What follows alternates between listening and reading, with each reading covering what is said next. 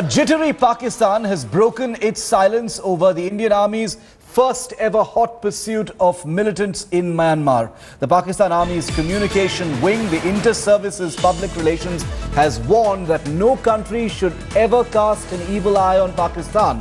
The daring surgical strike by India comes as a warning to Pakistan, according to experts, which has given sanctuary to terror groups in Pakistan-occupied Kashmir. The Pakistan agency said, and I quote, "Regrettable, Indian politicians not only indulge in actions violating UN Charter, also take pride in claiming interference in others' affairs," unquote. It added that serious notice has been taken of recent Indian hostile rhetoric coupled with their covert and overt actions to destabilize Pakistan, unquote.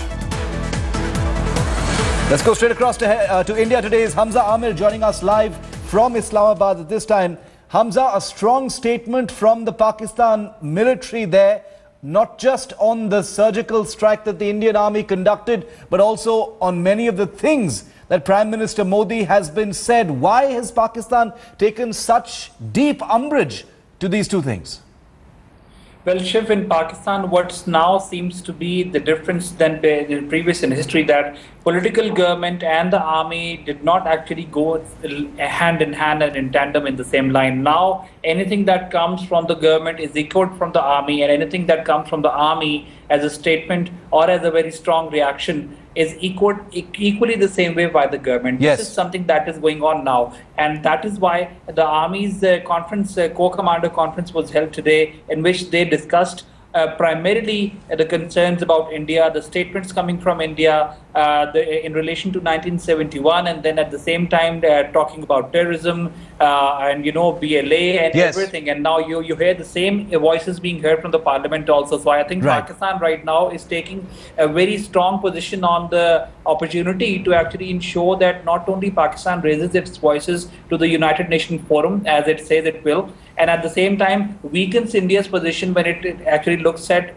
taking a permanent position in the UNSC. Thanks, Hamza, for getting us more on that. I mean, in a related development earlier today, as a matter of fact, India today got access to what it believes to be the first photograph of the 21 Para Special Forces commandos, the brave army heroes who successfully carried that daring cross-border raid on that militant camp in Myanmar early yesterday morning. We've blanked out the faces to protect the identities of these brave soldiers. At least 20 terrorists, at least 20, but as many as 50, according to some accounts, were killed by this crack commando team in this daring cross-border attack, while over 30 terrorists have apparently been injured, and at least 2 big militant camps have been completely destroyed.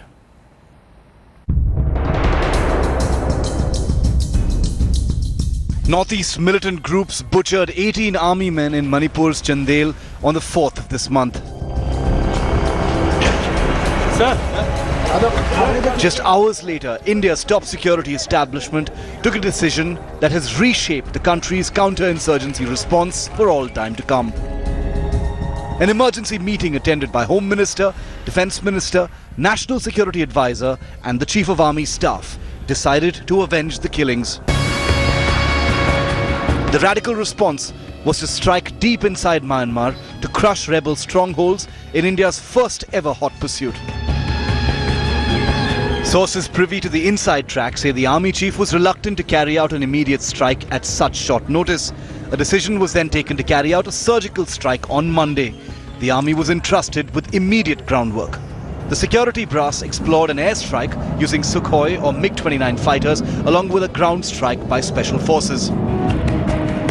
But fears of high collateral damage put paid to plans of an airstrike. As the Prime Minister was away in Bangladesh, the operation was delayed by another day to get his clearance. Finally, at around 3 o'clock on Tuesday morning, the 21 Para Special Forces commandos were airdropped deep inside Myanmar. The planned strike with surgical precision eliminated dozens of Naga, NSCNK and Meitei insurgent group KYKL militants and destroyed their 2 camps. The entire operation was backed by an Indian Air Force Mi-17 helicopter. All special forces returned safely, with no one suffering even an injury. With Mosmi Singh in Delhi, Bureau Report, India Today.